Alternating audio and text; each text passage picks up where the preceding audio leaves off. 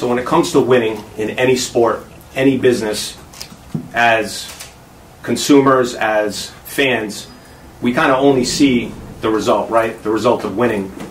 So today on the first episode of the Power Podcast, I have world champion, multiple-time world champion, Demetrius Andrade here, and we're going to discuss the warrior mentality. And by that I mean really what it takes day in and day out, year after year, to get to that elite level. And I want to start, obviously, by thanking you for coming. You have a big fight coming up, which we'll discuss later.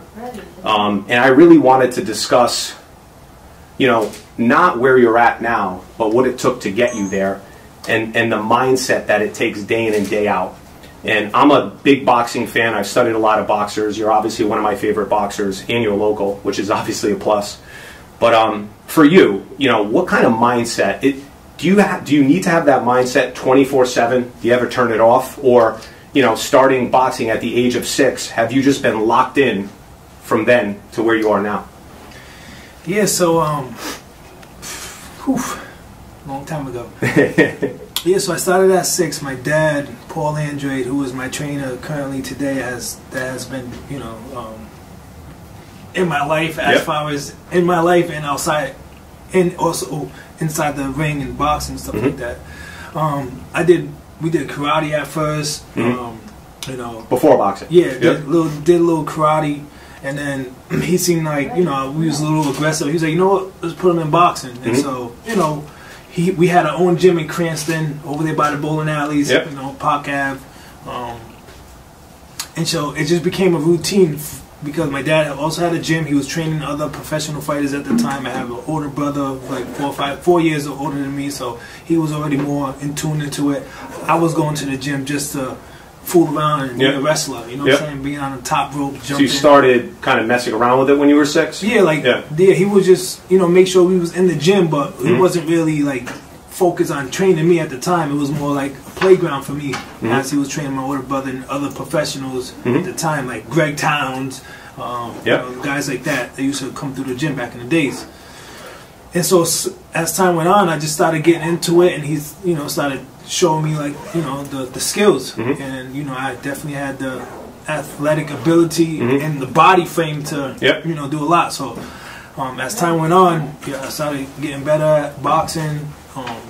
Winning tournaments, played football when football season came around. That's dangerous for a boxer to play football, right? Well, you're young, so you know what I'm saying. You hadn't decided yet. For everybody, like everybody should be able to touch every sport. Yeah. You know what I'm saying, to see really what you love the most. Boxing was just something that my dad was into, so that's what brought us there. Yeah. But he also allowed us to go play basketball, football. I played tennis, I did a lot of sports. Well, kudos to your dad, too, because I think a lot of people, I know that when I did a little research into your biography, like I know you as a fighter, we've met a couple times, but, the first thing I was thinking, boxing since the age of 6, did you love it? Was it something that was around you? Not that you were forced into it, but hearing that you had other options, it sounds like you were able to try other sports. I'm sure you excelled at them because you're an athlete, but for some reason, boxing stuck. Like, what was it about boxing? And when did you fall? Did you have a period where you're like, I love boxing? Yeah, I mean, I love boxing because it was the only way for me to learn how to fight and beat up my older brothers. You know what I'm saying? They used to try to, because everybody was fighting in the house because we all went to the gym. And my dad used to be one of them guys, and he still is one of them guys, not used to, but like he used to have like a caravan, or whenever he has a truck or whatever, he used to like get the whole neighborhood and just bring them to the gym. So everybody in the neighborhood was like kind of knew how to fight, and that was in Cranston. Well, the gym was in Cranston. Okay. Yeah. I grew up in Providence. Okay. Yep. On Broad Street. So the neighborhood I was like Sackett, Early Street. So he used to go around, pick up the kids, and bring them to the gym. So everybody pretty much knew how to fight. So throughout the whole day, everybody was always trying to fight somebody. So I was like, you know what? I'm gonna be in the gym early. So it started as like competition. You wanted to be better than the kids around you. And also, obviously, you wanted to perform for your father, I assume, right? Definitely wanted to be, better, but they was bigger than me, so I had to learn how to. Yeah, you hear these stories like, Kronk Gym, right? You hear all these stories about these gyms and young athletes that got involved, and in many cases, it got them off the streets, doing positive things, obviously the more that you put your time and focus into any craft, you're going to get better. But, I can say from where I sit and from the experience that I have and athletes that I've seen, boxing is one of those sports that, it's a true individual sport. It's not a team sport. And no offense to the teams. You have your managers, they're part of the team, but there's one person in the ring, right? Nobody can fight for you. So having said that, what goes through your mind, either when you're getting into the ring or you're in a battle, you're in an exchange, what pops into your head? Do doubts ever pop into your head? I know that's a question fighters don't want to answer. They never want to admit that, but what goes through your head when you're in battle? So as far as like the whole journey is, like you were saying, is like my dad being able to like go around, get the neighborhood kids, keep them off the streets. Yep. So that's what boxing does. Yeah. A lot of sports, but boxing in particular, because like you don't need a college degree for that. You don't need to graduate high school. These other sports you sort of need those graduation certificates to be able to go to the next level. So that's what my dad was bringing upon me. So in my head, as I was getting older and playing all these other sports, and like you were just saying, being on like a team, I love football. I always wanted the ball. Yeah. And then I realized, like, damn, I want the ball, but he's 300 pounds. Yep. I don't know if I want to go out against somebody that's 300 pounds all the time, and then or get hit by somebody that weighs 300 pounds. No, of course. So I'm going from like I'm in the gym keeping my weight down because of my fight, but I'm also playing football, and these guys are 300 pounds. Like So at that point, I was actually going to Hendricken for I was like a running back. I'm a Hendricken grad. Great school, great sports program. Yeah, I should have went just for the school, but I didn't go because like they wanted me to play football. Yeah. And so I was like, you know what? I'm just stick to boxing, because at the end of the day, I can only blame myself. Yep. There's not like there's a lot of people out there that's like if they lose, they blame it on their coach. They blame it on this one. Yeah, or the injury or injuries do happen. At the end of the day, it's a one-man sport. Yeah. So I'm always going to take the credit for win, lose, or draw. Yep. And so the mentality is like, I gotta put in the work. If not, I'm going to lose, and losing is not what I want to do, and I don't want to, not turn over every stone, because if I lack that, or if I depend on my dad, or if I depend on the coach to like make sure he's like calling me to make sure I'm running, or I call the team like, yo, this is what we're doing today. This is how you don't need that extra motivation. Nobody needs to call me and tell me if I did or did you. Yep. And so that's not on and off switch. That's life. Yeah. Either you have that or you don't. But I think you got to give yourself a little more credit. That is life, but not everybody has that mentality. That no, of course not. That's why there's levels to things. Well, but that's also why you're at the level that you're at. And like I don't mean to bring up other fighters or athletes, but when you look at the top tier athletes, right? The Tiger Woods, the LeBron James, the Michael Jordans, the Mayweathers, the Pacquiaos. When you refer to boxing, there was something different about these guys. The Tom Brady's, New England guy. There was something different about these guys where you almost look at them and say they sacrificed it all, right? I look at athletes like that, and especially an athlete like you. You're 30 and 0 now, right? You, from the age of 6, you might not have picked up gloves and said, I'm going to be a world champion. But since that day, you seem to have stayed on the path of just really going all in and sacrificing it all. So I do think, you deserve a lot of credit for that. And also, I think the toughest thing that, in my opinion, athletes have to deal with is then you get money, then you get more attention. You got to stay on the tracks, right? You have to stay focused. And obviously that's something that you've been able to do, because usually you can see when an athlete is not as focused and they start, a boxer, they start to lose fights that you look at and you're like, oh, why did you lose that fight? Maybe they were underprepared, right? Yeah, definitely a possibility for being underprepared. Maybe the guys just had his number. I don't really know in that sense. It's but not always under preparation. Yeah, as far as like like the story is seeing like what my dad did for the kids in the neighborhood, and how to like that mentality of like, yo, you have an opportunity.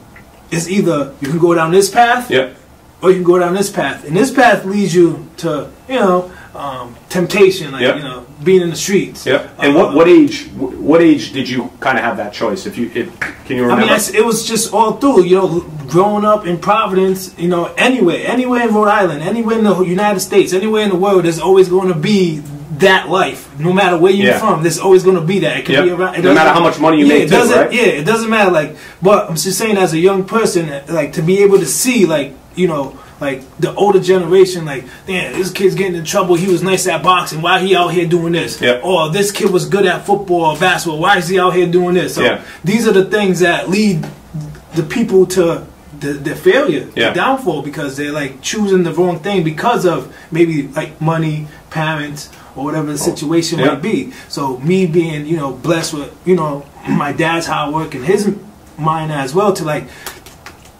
I want to get these kids off the streets. I want to like show them there's another way. And so that right there, it built that mentality in me to be like more of a warrior, more of a father figure, and also like have the discipline, because you could be rich one moment and you could be broke the next. And then do you have what it takes to be rich again? You know what I'm saying? And you know, I mean, you know, you've been a boxer for a long time.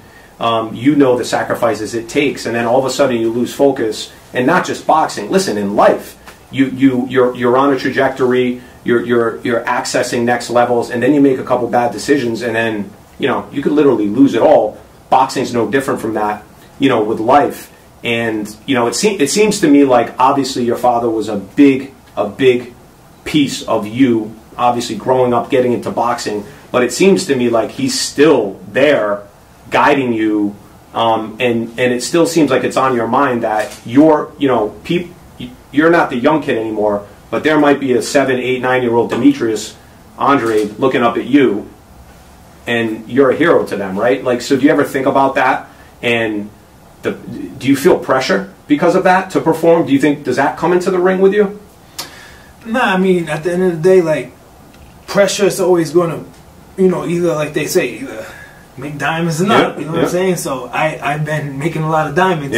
And at the end of the day, you know, I know what the people behind me on my back, I want to change their life. You know? I want to give people opportunity that's been around me to, you know, finance their own thing. So, you know, that's the pressure that I'm dealing with. I was like, it's more like, when we win this fight, we'll whoop this dude's ass, and this is what we're going to do. And this is how we're going to build. And it's not just for you, it's for others. No, for sure, definitely, because, you know, if you mention LeBron James and you mention whoever, like, usually they bring up the people they around them to the great ones do, right? The great ones. For sure. And so, like, I have great people around me that also just needs that, you know, help as well. And so if I can deliver that and give them that motivation to continue to stay focused, right? Because they know, like, there's a plan, then we're winning. Yeah, and you know what, like, you know, you obviously have that warrior mentality as far as career-wise, but I'll tell you this. The way that your mindset is, it's a lot like mine. And, you know, I run a branch of North Point Bank in Providence. There's 28 people on the team. And I know that as I've excelled through my career and I've matured, right, I look at success a lot differently, where obviously it's wins and losses for you, but you mentioned you got people on your back. You have people that depend on you at a certain level, but also when you win, they win, right? So that mentality to me is it's personal for me, because that's the way that I feel in my career now, where I'm working hard and pushing every day. I'm not doing it for me, I'm doing it for us. And it seems like you kind of have that mentality. And to be honest with you, I would think that that's pretty rare in the world of boxing. I think this is, you know, we sit down, we're having a conversation. It is about boxing, but it's not. It's more about life, right? Yeah, for sure. You know, I mean, at the end of the day, boxing is only for so long. You can only do it for so long. Be after boxing, what are we doing? How do we continue to grow? You know, so, and how do you create legacy beyond just boxing, right? No, I mean, obviously you got to keep winning. That's important, but how you win is also important as well, right? Yeah, for sure, for sure. You know, I want to continue to, you know, make sure I see these things, these checks and everything come in as I grow after boxing, because at the end of the day, it just, you know, just because history repeats itself in a sense. You know, we can go down names, but that's not what I'm here for. But people, you know, tend to, like you said, make some money, lack focus, Yep. out there doing too Maybe much, don't want to train be as out hard. here driving the nicest car, want to Yep. get all this jewelry, and it's like you're still renting out a house, bro. Yeah. You know what I'm saying? Doesn't make any sense. And you know what the thing is? If you really pay attention, and I'm not saying you, I'm saying people in general, it's easy to see the mistakes those people have made, and they make the same mistakes where you get a little ahead of yourself. And like I know, you know, when it comes to sport and leading a company, if you're part of something great, which you are, you have a great career. In my opinion, you're a top 10 boxer, pound for pound. I don't know if lists count you as that, but you know, I think you're a top pound for pound boxer in the world. To get to this level, it's more important than ever, I would assume, and I would think that you feel that way. Every decision that you make matters to who you hang out with, to what you eat, to whether you drink or not, to who, you know, to who is around you, to whatever media you have to do, how much you have to train, weight loss. Like, I'm not trying to stress you out before the fight, but there's a lot of things that you have to focus on, you gotta right? calculate all that, your energy, you know what I'm saying? Like you said, who you spend time with, where's your energy being spent at? And then, you know what I try to tell people, like with this whole like Corona thing, unfortunately it did a lot of damage to people, you know, and God bless everybody out there that you know, but social distancing, and then also like your energy, like where are you really spending your time? Like this, so like that being done, and people like have to sit back and sit still for a while and coming up with ideas to what, make money, or how to survive, or who to hang out with, who to not hang out with. That stuff is real beforehand. You know what I'm saying? So it's like it's better to get that stuff going on early when you're somebody that has, you know, a career in those fields. Yeah, and it gives you time, you know, to get inside your head. I know, you know, COVID for us, you know, it affected our industry a little bit, but to me it really gave everybody time to take a step back and just do a, you know, full analysis. Like I know I stepped back and said, hey, where can I improve in life? Where can I improve in my family? Did it give you any time to be like a little introspective on your career, or you know, I know you didn't take too much time off with COVID, but did that affect you at all, your mindset? You know, going through that? No, not at all, because that's kind of how I already live, you know. And, and just like, also like, you know, just the knowing that the right investments that I made early and now still going is all the right ones. You know what I'm saying? Like I said, like, you know, when we talk about, like, so recently somebody just got signed, right? From PC or somebody, I don't know. Somebody got signed, and it was like basketball. Basketball. Somebody got signed recently from Providence. I don't know, young kid. I'm not too sure where. But some of his mentors came up to me and said, "Hey, you got any information to give him? Advice, information. Information to give him, whatever." He's like, "You signing for $1 million?" I was like, "Tell him $1 million ain't shit. $1 million is a house and one car. A house." In one car. That's all $1 million is. It's a house and one car. So don't get fixed on thinking you made it out, or you're like whatever, because that's not what it is. You know, when you know I give that information, it's for them to take back to really understand. Like, and are they taking back a little bit? I don't know. I don't know. You know what I'm saying? I can't watch everybody, but this is like, I'm just trying to like steer people down the right path. Like, don't worry about the bling. Don't worry about the fancy. Worry about, like I said, the house and one car, and then after you get that, bro, it's not you.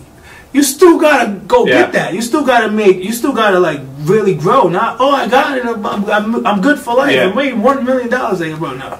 And listen, you know, I think you having that mentality keeps you focused to realize you're 30-0. I'm sure you made a lot of money in your career, but you got a lot of fights left in you. And when it comes to boxing, you know, not that one loss cripples you, but it's a sport that you don't want a lot of losses on your record.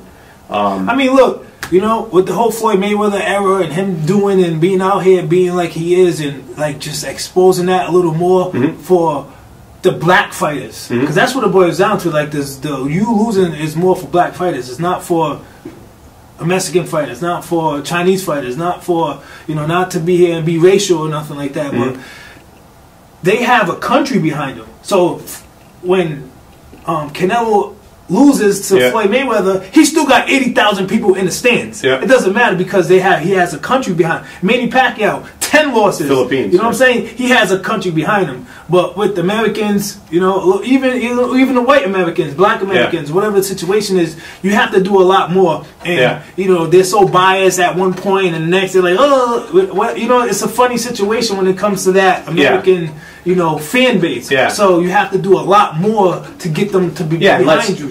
And let's talk about fan base. I think a lot of that has to do with the fact that. I think a lot of that has to do with the fact that boxing in America is just kind of like, you know, the casual fans only pay attention to your, you know, first it was De La Hoya, you know, it was Tyson, then Holyfield, De La Hoya, Mayweather, now Canelo. The casual fan is picking up on Canelo because he's everywhere and he's on pay-per-views.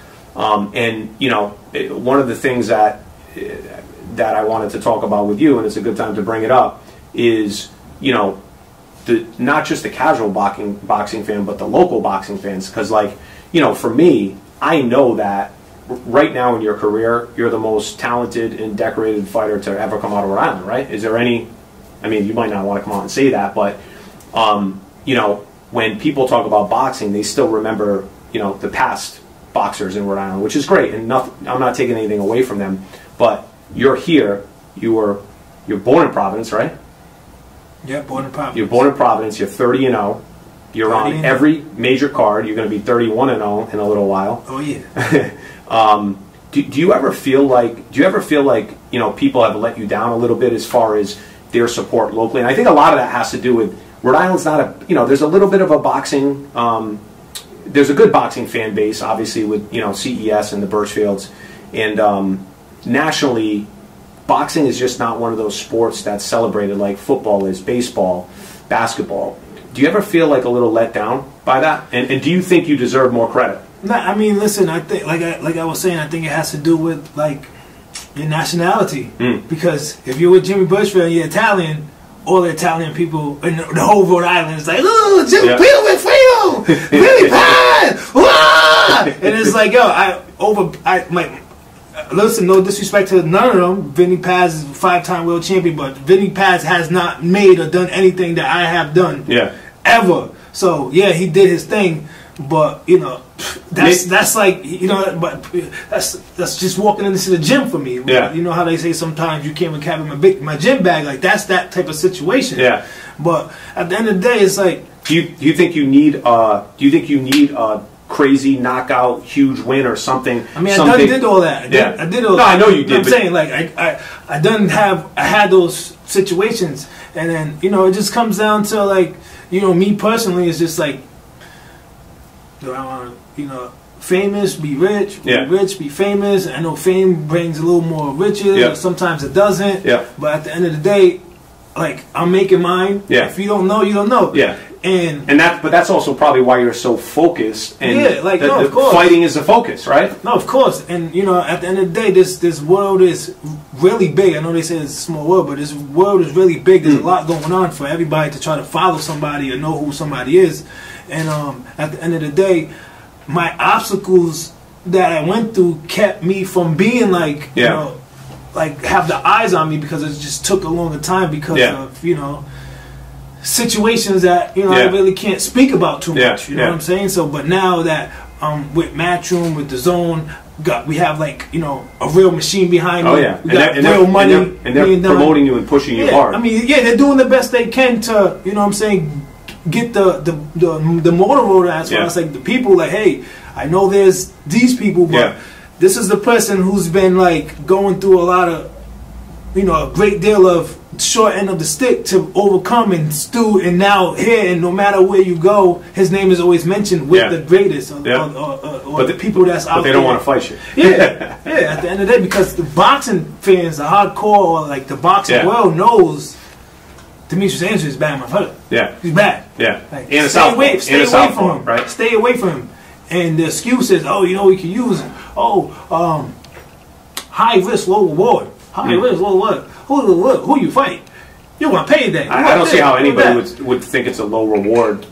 If somebody does beat you, how is that a low reward? No, I'm saying that's a huge reward, right? These are excuses that's out there that the casual fans will, like, hear from their hero. So maybe a casual fan thinks that you don't want big fights, right? Maybe.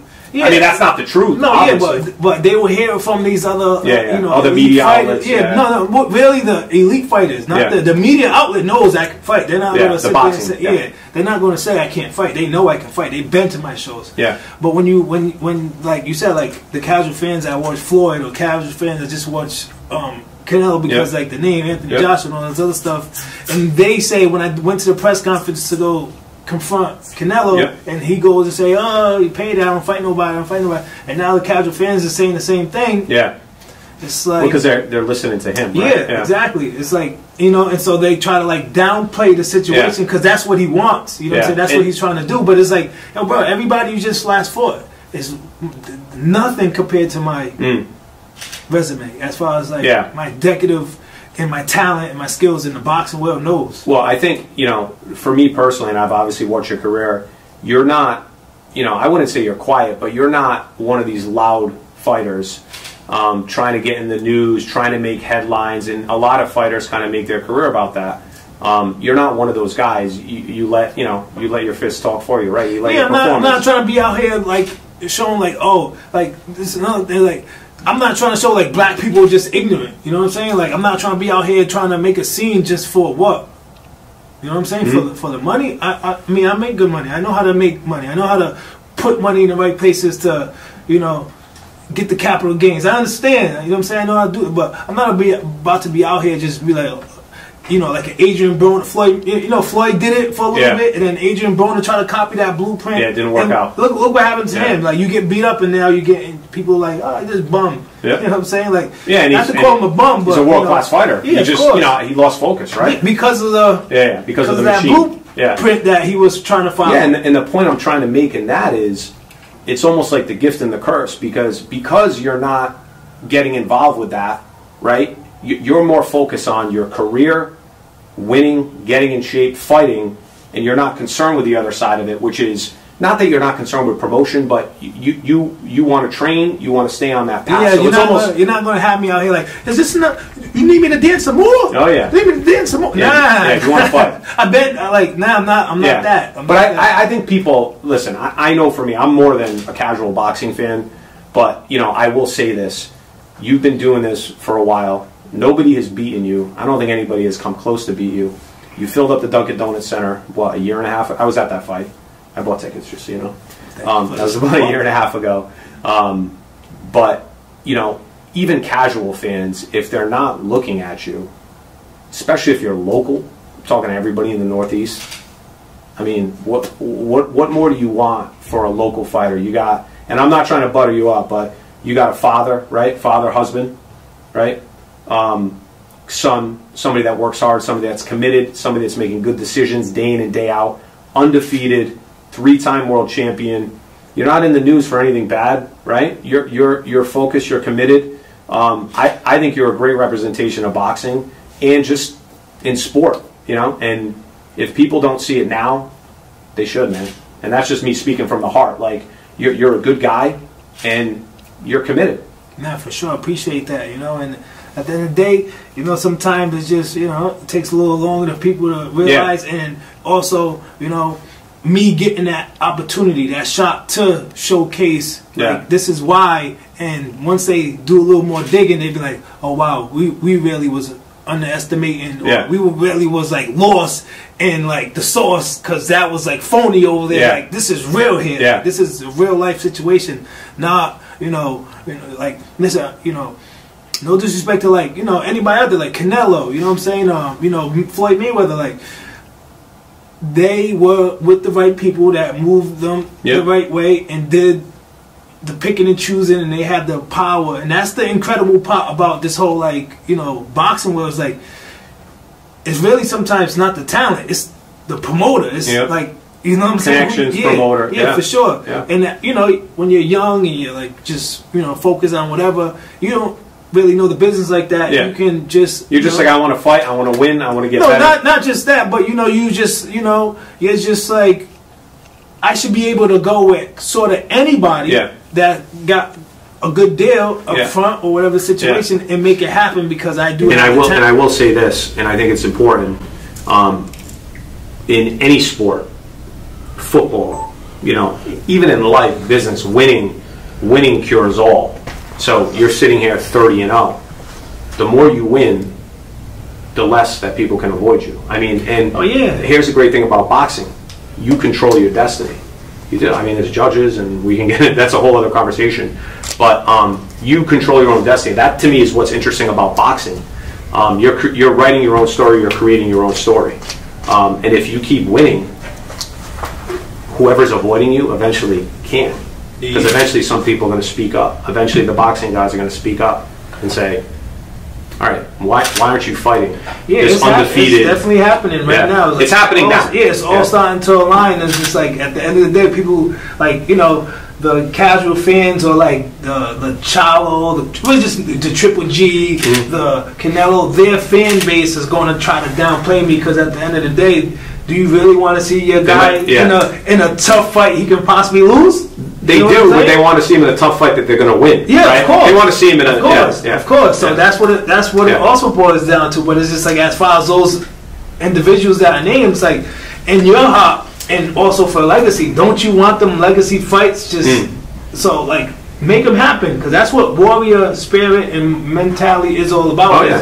All right, man. Appreciate the time. Thank you. All right. And everybody out there, be a good citizen. God bless. And you know what I'm saying? Love is the answer. Love that. Be good to each other, right? Yeah. Awesome. All right. Cool. Check out his fight soon. Thanks, guys. To have all that power, the clock's ticking, I just count the hours.